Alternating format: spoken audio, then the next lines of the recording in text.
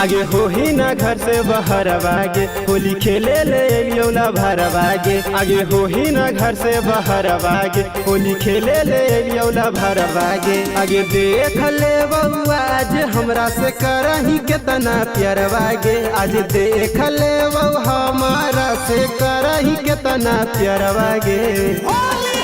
अरे काहे रे छौड़ा ऐसन तू करो ही कमावा रे, तरंगा डाल के फेरा में छौड़ा चल दे तो जानवा रे। हे रे भग जो रे छौड़ा भैया के परलो हाना दया नवा रे, तरंगा डाल के फेरा में छौड़ा चल दे तो जानवा रे। तरंगा डाल के फेरा में छौड़ा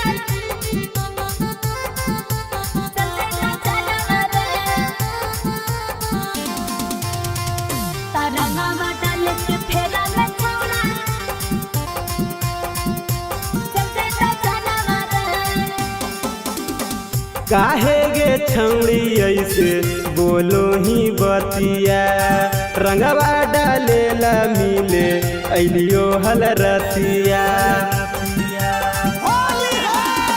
सही बतिया बोलो ही लग जा पूरा, अगला दिन रंगवा डाल लिहो रे बेलूरा। अगे लागा कौ हमारा से करही झूठा प्यारा वागे। अगे लागा कौ हमारा से करही झूठा प्यारा वागे।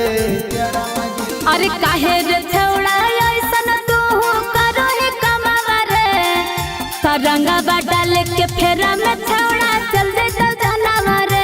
हे रे काहे रे छौड़ा ऐसन करो ही कमावा रे, तरंगा डाल के फेरा में छौड़ा चल दे तो जानवा रे। तरंगा डाल के फेरा में छौड़ा चल दे तो जानवा रे।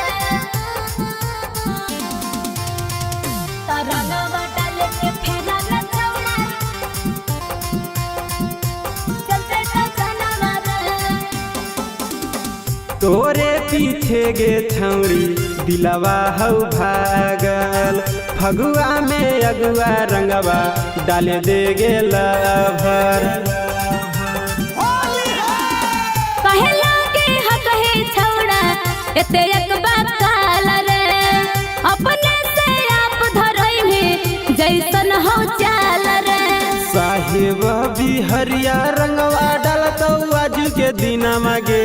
साहिब बिहरिया रंगवा डालतो आज के दिना मागे। त काहे रे छौड़ा ऐसन तू करो ही कमावा रे, तरंगा डाल के फेरा में छौड़ा चल दे तो जानवा रे। हे रे भग जो रे छौड़ा भैया के परलो हाना दया नवा रे, तरंगा डाल के फेरा में छौड़ा चल दे तो जानवा रे। Magahi recording studio Samastipur Sheikhpura.